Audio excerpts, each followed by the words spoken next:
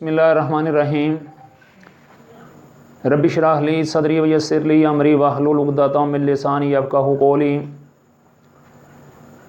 Dear students of M education, अस्सलाम वालेकुम। I feel pleasure to say you welcome in the research class. As I had told you that there are 100 questions which I would like to share with you related to research. 20 questions I had already shared with you. Today I am going to discuss the remaining next 20 questions with you. Please look at the whiteboard and try to understand, write into your notebooks and then learn by heart these definitions. I have already told you that these definitions are very important for you, for your vibe of research, vibe of project, and also the terminology of your research work. We start. What is population? ये population वो नहीं है जो कि आम ज़िंदगी में आप लोग इसका तस्वर करते हैं। जब रिसर्च के अंदर हम पॉपुलेशन की बात करते हैं तो इस पॉपुलेशन से मुराद वो एरिया होता है जिस एरिया के अंदर हम लोगों ने रिसर्च करनी होती है। मिसाल के तौर पे अगर मैं हाई स्कूल्स के अंदर रिसर्च करना चाहता हूँ डिस्ट्रिक्ट बिम्बर के, तो ज़िला बिम्बर के जितने भी हाई स्कूल हैं वो सारे के सारे मेरी पॉपुलेशन होगी, वो सारे के सारे मेरी पॉपुलेशन होगी। और ये अलग बात है कि मैं कितने एरियाज़ लेता हूँ जिनमें जाकर रिसर्च करूँ, लेकिन पॉपुलेशन के अंदर वो सारा एरिया शामिल होता है जो कि मिसाल के तौर पर यानी कि जिस शोबे के अंदर एरिया के अंदर आप काम कर रहे होते हैं या जिसके लिए काम कर रहे होते हैं। तो इसकी definition a large collection of individuals और ऑब्जेक्ट्स, अफराद का या अशिया का बहुत बड़ा मजमूआ इन विच स्टडीज़ डन, उस मजमूए के अंदर यहाँ पर स्टडी की जाती है, रिसर्च की जाती है। आप ये भी कह सकते हैं main focusing area of study, study करने का जो मेन हमारा मुर्तकिज़ यानी फोकसिंग एरिया होता है, यानी कि यहाँ पे हमने रिसर्च करनी होती है, उस सारे एरिया को पॉपुलेशन कहते हैं। अब आगे सवाल है व्हाट इज सैंपल? सैंपल क्या होता है? सैंपल को पॉपुलेशन का सबसेट या सब ग्रुप भी कहा जाता है। वो जो पॉपुलेशन होती है, देखें किसी भी एक रिसर्चर के लिए प्रोजेक्ट लेवल पे या थीसिस लेवल पे अगर हम हाई स्कूल टेस्ट करना चाहते हैं जो कि पूरे ज़िला बिम्बर के हैं, तो इसके अंदर ज़ाहिर 3 तहसीलें हैं, तो ये तो बेशुमार हाई स्कूल बन जाते हैं। उन हाई स्कूल्स के सिस्टम को चेक करने के लिए हम बीच में से कुछ सैंपल ले लेंगे, यानी कि बीच में कुछ नमूना के तौर पर स्कूल ले लेंगे। अगर 100 स्कूल्स हैं तो हम उनमें से 20 स्कूल ले लेंगे। अगर 200 हैं तो हम ज़्यादा भी ले सकते हैं, अगर 50 हैं तो हम 10 भी ले सकते हैं। और हम ये मतलब ये है कि ये हम उसमें ये गैस करते हैं कि ये जो हमने 10 हाई स्कूल लिए हैं, जो बाकी जो स्कूल हैं ये उनकी नुमाइंदगी कर रहे हैं, इसलिए इसको सब सेट या सब ग्रुप कहा जाता है पॉपुलेशन का। इसकी मैं आपको एक देहाती मिसाल ये सुनाना चाहता हूँ कि फ़र्ज़ करें ख़वातीन घरों में क्या करती हैं कि अगर चावल वगैरह बनाती हैं घर में, तो जिस वक्त वो चावल वगैरह बना रही होती हैं तो एक वक्त आता है कि ख़वातीन चावल को चेक करने के लिए कि ये नरम हुए कि नहीं हुए, बीच में से 5-7 दाने निकाल के उनको चेक करती हैं। यानी चावलों की पूरी देगची है, या फ़र्ज़ करें कि जो एक यानी कुक होता है वो पूरी एक देग चावलों की बना रहा होता है या बनाता है, तो ये चेक करने के लिए कि वो नरम पड़े हैं कि नहीं पड़े, वो चंद बीच में से दाने बाहर निकालता है और उसके बाद उनको प्रेस करके चेक करता है कि ये वाकई नरम हैं कि नहीं हैं। तो ये मैं आपको बताता चलूँ कि वो बीच में से जो चावल निकाल के चेक किए जाते हैं दे आर कॉल्ड सैंपल, और जो पूरी देग के अंदर जो चावल होते हैं दे आर कॉल्ड पॉपुलेशन। यानी कि देग के अंदर, देजकी के अंदर जितने चावल हैं वो सारे के सारे पॉपुलेशन हैं। बीच में निकाल के चेक करने के लिए कि नरम पड़े हैं या भी सहत हैं, चेक करने के लिए जो 5-7 या 10 बीच में ऐसे चावलों के दाने या ग्रेन्स निकालते हैं, तो वो क्या होते हैं? वो सैंपल होते हैं। वो क्या होते हैं? वो सैंपल हैं। आगे है व्हाट इज सैम्पलिंग? सैम्पलिंग क्या है? सैंपल तो मैंने बता दिया, अब सैम्पलिंग क्या है? Processing of selecting units for population, ये अमल होता है बेसिकली। व्हाट इज सैंपल और what is sampling? Sampling process हो गया, सैंपल तो नमूना हो गया और सैंपलिंग नमूने को मुंतखब करने का अमल हो गया या तरीका हो गया, मदारज हो गए, मदारजी अमल हो गए। उसके बाद आगे हैं what are the main types of sampling. जो सैंपलिंग होती है इसके मुख्तलिफ तरीके होते हैं करने के। वैसे तो बुक्स में, रिसर्च की बुक्स के अंदर इसके बेशुमार तरीके हैं, लेकिन कुछ मैंने सामने आपके ये लिखे हुए हैं। सिंपल रैंडम सैंपलिंग होती है, यानी कि जो कूड़ा वगैरह हम निकाल लेते हैं बीच में से। अगर फ़र्ज़ करें 100 स्कूल हैं, उन 100 स्कूलों के नाम लिखेंगे और उनका कूड़ा निकालेंगे, जो भी स्कूल बीच में से निकल आए उन पर हम रिसर्च करेंगे, स्टडी करेंगे, तो वो हो गया सिंपल रैंडम सैंपलिंग। फिर आगे है क्लस्टर सैंपलिंग, फिर उसके बाद है स्नोबॉल सैंपलिंग, फिर है कोटा सैंपलिंग और फिर है जजमेंटल सैंपलिंग। ये मेन यानी कि सैंपल की किस्में वैसे और भी काफ़ी हैं, तो इन पर भी इंशाल्लाह बाद में मैं लेक्चर दूंगा अलग अलग सैंपलिंग के ऊपर। फिलहाल आपने इतना याद रखना है, what is population, what is sample, what is sampling and what are the main types of the sampling. ये 4 क्वेश्चन हैं। अभी आप थोड़ी देर वेट करेंगे, उसके बाद फिर आगे मैं जो 4 सवाल हैं वो यहाँ 5 आपके लिए लिखूंगा, तो इस तरह फिर ये सिलसिला चलता रहेगा। मुझे उम्मीद है ये 4 सवाल आपको समझ आ गए होंगे। अभी आगे चलते हैं। इस तरह आगे क्वेश्चन नंबर 25 है, व्हाट इज़ डाटा। डाटा क्या होता है? ये रिसर्च की ज़बान में आ पीस ऑफ इंफॉर्मेशन, मालूमात का हिस्सा, obtains to achieve objectives of research. जो रिसर्च होती है उसके जो मकासद होते हैं उन्हें हासिल करने के लिए, अचीव करने के लिए जो भी हमारे पास मालूमात आती है उसको डाटा कहते हैं। जितनी भी हम मालूमात इकट्ठी करते हैं रिसर्च इंस्ट्रूमेंट के ज़रिए, टूल्स इस्तेमाल करने के बाद, चाहे वो इंटरव्यू की शक्ल में होती है, चाहे वो हमने इकट्ठी की होती है ऑब्जर्वेशन की शक्ल में, चाहे वो हमने इकट्ठी की होती है केस स्टडी की शक्ल में, चाहे वो हमने इकट्ठी की होती है क्वेश्चनेयर की शक्ल में, जितना हमारे पास वो डेटा आ जाता है दैट इज़ कॉल्ड डाटा। जितनी इंफॉर्मेशन आती है, मालूमात आती है। आगे क्वेश्चन है how many types of data. Data की भी 2 किस्में हैं। कितनी किस्में हैं? यानी कि डाटा जो है इसकी किस्में कितनी हैं? रिसर्च के अंदर इसकी 2 बड़ी किस्में हैं। एक है प्राइमरी डाटा और दूसरा है सेकेंडरी डाटा। यानी जो हम डाटा इकट्ठा करते हैं इसकी 2 किस्में हैं। पहली मैंने बताई आपको प्राइमरी डाटा और दूसरी मैंने आपसे शेयर की सेकेंडरी डाटा। अब आगे है कि व्हाट इज़ प्राइमरी डाटा। जो प्राइमरी डाटा होता है वो क्या होता है? यह है first hand raw data. First hand raw data का मतलब यह है कि जो मालूमात आपने अपने क्वेश्चनेयर या इंटरव्यूज़ की रोशनी में इकट्ठी की होती है, आपकी अपनी मालूमात जो आपने एफर्ट करके इकट्ठी की होती है, that is called primary data. जो आपकी अपनी मालूमात हैं, आपके अपनी ऑब्जर्वेशन के बाद मालूमात आई है, केस स्टडी के बाद आई है, रिसर्च करने के बाद आई है, जो आपने डेटा इकट्ठा की है। और दूसरा है कि व्हाट इज़ सेकेंडरी डाटा। जो सेकेंडरी डाटा होता है वो क्या है? Already existing data. आपका जो टॉपिक है, आपका जो एरिया है, आपका जो फील्ड है, उससे कंसर्निंग पहले से जो मौजूद मालूमात है that is called secondary data. Primary data जो आपकी एफर्ट से सामने आया है, और सेकेंडरी डाटा जो किसी और ने एफर्ट की हुई थी, वो किताबों की शक्ल में हो सकता है।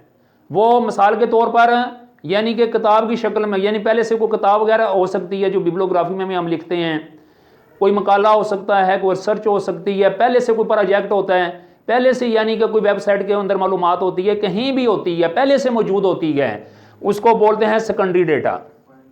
आगे है व्हाट इज़ टैबुलेशन। टैबुलेशन क्या है? It is the systematic arrangement of data in columns और रो। जो भी आपके पास डेटा आता है उसको सिस्टमैटिकली कॉलम की शक्ल में, कतारों की शक्ल में लिखने का नाम टैबुलेशन है। उनके क्या बनाना, मुख्तलिफ किस्म के कॉलम वगैरह बना लेना, और एक खास किस्म का एक होती है लिक्टर स्केल, उसका उसके ऊपर इस्तेमाल कर लेना, लिख लेना। जैसे एग्री होता है, स्ट्रांग एग्री होता है, या मिसाल के तौर पर ये भी आपको मैं बताऊंगा कि लिक्टर स्केल क्या होती है।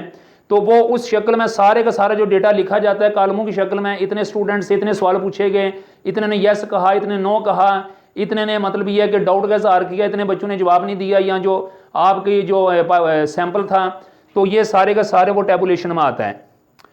आगे है what is data analysis. Data analysis क्या होता है? तो ज़रा देखें, it is the process of systematically applying statistical techniques. Statistical techniques का मतलब ये है कि आप मैथ का या स्टैट का कोई भी फार्मूला अप्लाई करते हैं, वो फार्मूला परसेंटेज का भी हो सकता है, मीन मीडियम मोड वगैरह वो भी हो सकता है, खाई स्केयर का भी हो सकता है, टी टेस्ट भी हो सकता है, जी टेस्ट भी हो सकता है, बेशुमार किस्म के टेस्ट होते हैं, उनमें से कोई भी आप फार्मूला वहाँ पे इस्तेमाल कर सकते हैं अपने डेटे को एनालिसिस करने के लिए। बल्कि मैं तो ये कहता हूँ कि अपने डेटे को पक्का करने के लिए, अपने डेटे को साबित करने के लिए, अपना जो डेटा है उसकी वैलिडिटी एंड रिलायबिलिटी को दुरुस्त करार देने के लिए ये सबसे ज़्यादा इंपॉर्टेंट होता है डेटा एनालिसिस। तो मुझे उम्मीद है कि आपको इन सवालों की समझ आ गई होगी। अभी आगे चलते हैं थोड़े से वेट के बाद। तो क्वेश्चन नंबर जो 31 है, व्हाट इज रिसर्च इंस्ट्रूमेंट और रिसर्च टूल। तहकीकी पैमाना या तहकीकी औजार क्या होता है। थोड़ा सा मैंने पहले भी आपको बताया है, दुनिया में हर चीज़ को मापने का एक मेजरमेंट यानी करने का एक टूल है जिससे उस चीज़ को मापा जाता है। अगर आपने कपड़े लेने जाना है तो कपड़े को एक यार्ड यानी गज के ज़रिए मापा जाता है। यानी कि जो भी दुनिया का काम है, दूध लेना तो उसको लीटर के साथ किया जाता है। कोई भी जो काम है दुनिया का, उसके लिए एक पैमाना जो है ये मुख्तस किया गया है।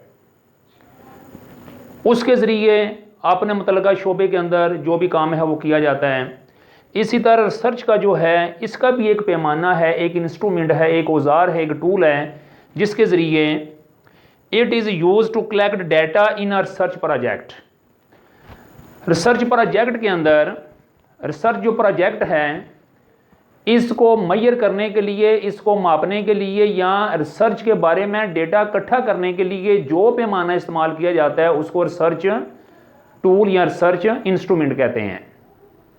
इसके आगे मिसाल आएगी, फिर आपको बेहतर कंप्रीहेंशन हो जाएगी। Give some examples of research instrument. जो इंस्ट्रूमेंट है उसकी कुछ मिसालें, जैसे मैंने लिखा इंटरव्यूज़ के ज़रिए दूसरों की राय जानी जाती है। क्वेश्चनियर्स, सवालनामा होता है, इसके ज़रिए राय जानी जाती है।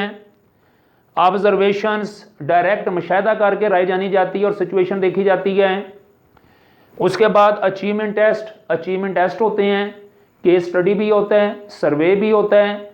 इसके अलावा एक एटीट्यूड टेस्ट भी होता है। तो ये सारी की सारी जो चीज़ें हैं बेसिकली हमें अपनी रिसर्च के बारे में मालूमात इकट्ठी करने के लिए मदद फराहम करती हैं। इनके ज़रिए ये बैकबोन होती है रिसर्च की। जो रिसर्च की असल बैकबोन है वो बेसिकली उसका रिसर्च टूल होता है। ये बात याद रखना, अगर टूल में गड़बड़ होगी, नाप तोल में कमी होगी, तो फिर आगे देखेंगे सारा काम खराब हो गया। उसके बाद आगे है व्हाट इज वैलिडिटी। वैलिडिटी क्या होती है। It is about the accuracy of a measure. यानी जो वैलिडिटी होती है बेसिकली यानी कि हर काम को चेक करने के लिए जो हमने काम किया है वो जैसे हम करना चाहते थे ऐसे ही हुआ है या उसमें कोई गड़बड़ हो गई है। जो हम चाहते थे ऐसे ही हुआ है, जिस लेवल का चाहते थे उस लेवल का हुआ है, जिस डायमेंशन का चाहते थे उसी डायमेंशन पे काम हुआ है। अगर उसी तरह हुआ है तो दैट इज वैलिड, और अगर उस तरह नहीं हुआ तो देन दैट इज इनवैलिड। तो इसी तरह के what is reliability. It is about the consistency of a measure. Consistency, आपकी जो रिसर्च है, जो आपके रिजल्ट्स हैं, अगर कोई और बंदा भी उसके ऊपर रिसर्च वगैरह करें तो उसके रिसर्च में और आप में ज़्यादा फर्क नहीं आना चाहिए। ये नहीं कि आपकी रिसर्च में और उसकी रिसर्च हो एक ही शोबे के अंदर ही गए और ज़मीन आसमान का फ़र्क पड़ गया है, समझ लेंगे फिर वो रिलायबल रिसर्च नहीं है आपकी। आपकी रिलायबल रिसर्च ये है कि आप जितनी बार उसको टेस्ट करेंगे, चेक करेंगे, आपका रिजल्ट तकरीबन सेम आता जाएगा। That is called reliability. और आगे है व्हाट इज बिब्लियोग्राफी। बिब्लियोग्राफी क्या होती है, किताबियात क्या होती है। जुबानी तो हम कह देते हैं जी कि रेफरेंस होते हैं, ये किताबियात, लेकिन इसकी proper definition, literature that is referred for the study with the proper reference style. यानी कि ये बेसिकली वो रेफरेंस, यानी ये वो रेफरेंस होता है, ये वो मवाद होता है जो कि रिसर्च के लिए हम इस्तेमाल करते हैं और इसको एक खास किस्म के स्टाइल से लिखा जाता है। इसके स्टाइल अभी आगे जाके मैं शेयर करूंगा इसको एक खास किस्म के स्टाइल से लिखा जाता है। जो लिटरेचर हम अपनी रिसर्च के अंदर शामिल कर रहे होते हैं उसको लिखा जाता है। कैसे लिखा जाता है? एक खास रिसर्च स्टाइल के मुताबिक लिखा जाता है। जब हम उसी मालूमात को, किसी किताब का हवाला हो सकता है, किसी वेबसाइट का हवाला हो सकता है, कोई भी रिसर्च हो सकती है, तो उसका जो आगे जाके रेफरेंस सामने देना है, वो जो रेफरेंस है that must be according to a given style. और गिवन स्टाइल कौन से हैं वो इससे अगले सवालों में आ रहे हैं। क्वेश्चन नंबर 36 है, how many main styles are used to write a research project और to write a research thesis और to write a research dissertation. जो भी आपने लिखना है, चाहे वो प्रोजेक्ट है, चाहे वो आपका थीसिस है, उसके स्टाइल हैं जिनको आपने कॉपी करना है, जिनको बल्कि आपने फॉलो करना है। और उस फॉलो जो है आपने करना है, कोई एक स्टाइल जो है दैट मस्ट बी फॉलोड, कोई एक स्टाइल। बेसिकली दो बड़े स्टाइल हैं दुनिया में, एक है एमएलए स्टाइल और एक है एपीए स्टाइल। एमएलए स्टाइल और दूसरा है एपीए स्टाइल। ये वो स्टाइल होते हैं जिनके मुताबिक हमने सारा थीसिस लिखना होता है, इसके रूल्स को फॉलो करते हैं। इसके रूल से डाइवर्जन हो जाए तो हमारा थीसिस रिजेक्ट हो सकता है या पेंडिंग हो सकता है। What does MLA is stand for? जो एमएलए से क्या बनता है? It stands for modern language association. MLA, M से मुराद मॉडर्न, एल से मुराद लैंग्वेज, ए से मुराद एसोसिएशन। मॉडर्न लैंग्वेज एसोसिएशन एक ये स्टाइल है रिसर्च थीसिस लिखने का। What does APA stand for? जो एपीए है ये इससे क्या बनता है? ये किसके लिए स्टैंड करता है? ये किन अल्फाज का मुखफ़फ़ है, एब्रीविएशन है, शॉर्ट है? American psychological association. American psychological association. ये बात याद रहे, इस वक्त पाकिस्तान के अंदर मोस्टली, मैं ये नहीं कहता कि 100%, मोस्टली एपीए स्टाइल चल रहा है। और आपको जो हमने रिसर्च करवानी है इंशाल्लाह वो भी एपीए स्टाइल के मुताबिक ही करवानी है। लिहाजा आपने एपीए में एक स्पेलिंग ज़रा मुश्किल है, वो है साइकोलॉजिकल। ये साइकोलॉजिकल जो है इसकी स्पेलिंग आपको आनी चाहिए। American psychological association. आप लोग ये सोच रहे होंगे कि ये क्या भला है भी? ये भी बेसिकली एक सिस्टम है, जिस तरह साइंस के अंदर एक SI सिस्टम है, यानी कि इंटरनेशनल सिस्टम है, जिसके मुताबिक दुनिया की जो यूनिट्स होती हैं उनको मुकर्रर किया जाता है। ये भी समझ लें कि ये भी थीसिस लिखने की यूनिट्स हैं। ये थीसिस लिखने की यूनिट है, एक तरीका है, एक प्रोसीजर है। ये कुछ हदायत हैं, इंस्ट्रक्शंस हैं जिनको फॉलो करते हुए आपने अपने थीसिस को लिखना है। आपने अपने थीसिस का फॉन्ट कितना रखना है, जो टाइटल है चैप्टर टाइटल वो कितना रखना है, जो सब टाइटल है वो कितना रखना है, आपने जो समरी लिखनी है वो कितनी होनी चाहिए। फिर आपने बीच में कौन से न्यूमेरिकल, यानी कि इस्तेमाल, न्यूमेरिकल से मुराद है कि आपने कौन सी गिनती इस्तेमाल करनी है, रोमन कहाँ पे करनी है, अरेबिक कहाँ पे आपने करनी है। फिर आपने अगर फुट नोट देना है तो वो कितना होना चाहिए, उसका फॉन्ट कितना होना चाहिए। जो पहले पेज हैं आपके, जो टाइटल है वो उसका फॉन्ट कितना होना चाहिए। फिर उसके बाद आपने जो बिब्लोग्राफी लिखनी है उसके अंदर आपने किसी का नाम कैसे लिखना है और कहाँ कामा आएगा, कहाँ पे कोलन आएगा, कहाँ पे फुल स्टॉप आएगा, नाम को उल्टा लिखना है, सीधा लिखना है। ये सारी की सारी जो चीज़ें हैं, आपने जो पेज जब लिखना है तो राइट हैंड पे कितना छोड़ना है, लेफ्ट हैंड पे कितना छोड़ना है, अपर पार्ट कितना छोड़ना है, लोअर पार्ट कितना छोड़ना है। ये सारी चीज़ें जो हैं ये हमें ऐसे हम अपनी मर्जी से नहीं लिखते। इन सब चीज़ों को लिखने के लिए हमें एक रूल फॉलो करना पड़ता है, and that rule is called APA, और APA stands for American psychological association. फिर उसके बाद एक और चीज़ रह गई थी, व्हाट इज एब्स्ट्रैक्ट? एब्स्ट्रैक्ट क्या होता है? तो ये है समरी ऑफ द स्टडी। जितनी यहाँ पर जब हम स्टडी की बात करते हैं, डज नॉट मीन पढ़ना। Here study mean search, always mind it. Here study mean research. तो जो रिसर्च है उसकी जितनी भी समरी है, उसका जो सम एंड सबस्टेंस है, उसका जो भी खुलासा है, दैट इज कॉल्ड एब्स्ट्रैक्ट। ये सबसे पहले जो अच्छे सुपरवाइज़र हैं इस पे सबसे ज़्यादा जोर देते हैं, और जो अच्छे रिव्यूअर हैं, जो अच्छे मिसाल के तौर पर आपका डिफेंस लेने वाले हैं, जो मिसाल के तौर पर जो एक्सटर्नल जो प्रोफेसर आते हैं या सुपरवाइज़र आते हैं, वो चेक ही सबसे पहले आपकी समरी करते हैं। वहाँ से हर चीज़ सामने निखरी निखरी आ जाती है कि समरी में आपने कौन सा स्टाइल इस्तेमाल किया, कौन सा पैराडाइम इस्तेमाल किया, रिसर्च किस किस्म में इस्तेमाल की, पॉपुलेशन क्या है, सैंपल क्या है, प्रोसीजर क्या है, आपके फाइंडिंग्स क्या है वगैरह सब चीज़ें वहाँ भी चेक होती हैं। उसके बाद आ गया how many chapters are commonly in a research project. Research project हो या रिसर्च थीसिस हो, आम तौर पर उसके अंदर कितने प्रोजेक्ट यानी कितने चैप्टर्स होते हैं। तो ये स्टूडेंट्स याद रखने की बात है कि आम तौर पर 5 चैप्टर्स होते हैं।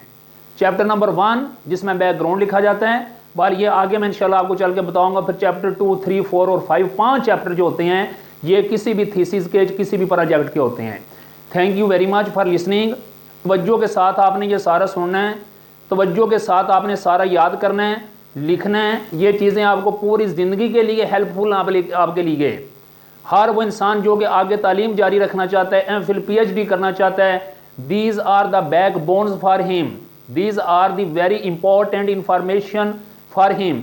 तो इसलिए ये चीज़ें जो हैं ये याद करने की हैं और इनको याद भी करना है। इंशाल्लाह हम अगले मैंने जैसे आपको बोला था कि इंशाल्लाह 100 में आपको क्वेश्चन लिखाऊंगा, उसके बाद इंशाल्लाह आपको रिसर्च में ज़िंदगी में कहीं भी मारनी पड़ेगी इंशाल्लाह।